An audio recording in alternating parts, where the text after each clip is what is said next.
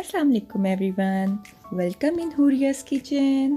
तो आज हमारे किचन में बन रहा है रशियन सैलड, जो कि बहुत ही यमी बनता है। तो चलिए बनाना स्टार्ट करते हैं।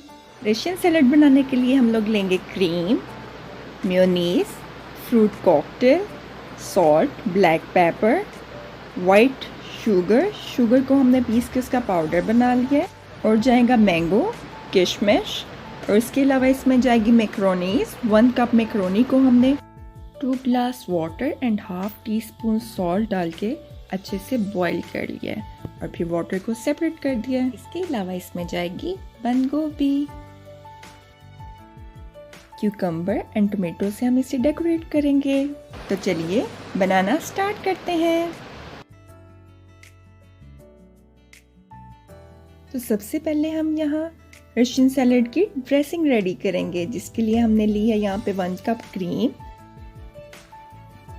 एंड 4 to 5 टेबल स्पून हम ऐड करेंगे मेयोनीज, और इसमें अब हम ऐड करेंगे सॉल्ट एंड ब्लैक पेपर,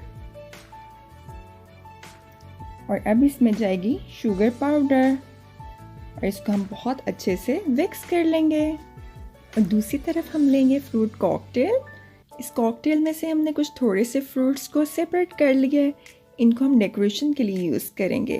अब हम इसमें ऐड करेंगे मैंगोस एंड किशमिश, और इसको हम बहुत अच्छे से मिक्स कर लेंगे। यहाँ हमारे फ्रूट्स बहुत अच्छे से मिक्स हो गए हैं। तो चलिए अब इसमें मैक्रोनीज ऐड कर देते हैं, और अब हम बंद गोभी को बारीक बारीक काट लेंगे। ये आप देख रहे हैं, मैं इसको बहुत बारीक बारीक काट रही हूँ। Now we start mixing. अब हमने ड्रेसिंग में बंद गोभी को ऐड किया है, और फ्रूट कॉकटेल्स को भी ऐड कर दिया है, और अब हम इसे बहुत अच्छे से मिक्स कर लेंगे। मिक्स करते हुए मुझे क्रीम कम फील हो रही थी, तो मैंने 2 स्पून क्रीम के और ऐड किए हैं। अगर आपको भी क्रीम कम लगे तो आप थोड़ी सी और ऐड कर सकते हैं।